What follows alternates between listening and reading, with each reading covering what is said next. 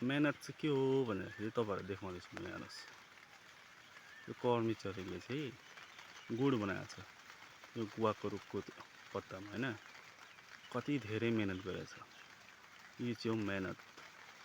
अनि मेहनतको फल हेर्नुहोस् त, आफ्नो बचेरालाई एकदम सुरक्षित ढङ्गमा यसको भित्र राखेको छ। तपाईँहरूलाई चरा देख्नु त म सक्दिनँ, किनकि चरा त्यहाँभित्र बसेको छ। दिउँसो निस्किएको थियो। भोलि फेरि यसरी नै देखाउँछु तपाईँलाई चरा। यो सबै परालको बनाएको। अनि पराल चाहिँ कहाँबाट लगेको हो भन्दाखेरि चाहिँ यहाँबाट लगेको छ। देख्नुभयो, यो चाहिँ हो खेतको पराल है। अनि यो पराल चाहिँ यहाँबाट लगेर यहाँ बनाएको छ। हेर्नुहोस् त, बुझ्नुभयो। अनि पराल चाहिँ निस्किन्छ तपाईँको यो खेतबारीबाट। यो खेतमा चाहिँ हामी धान लाउँछौँ। अब यसको सिजन आउँदैछ, धानको सिजन।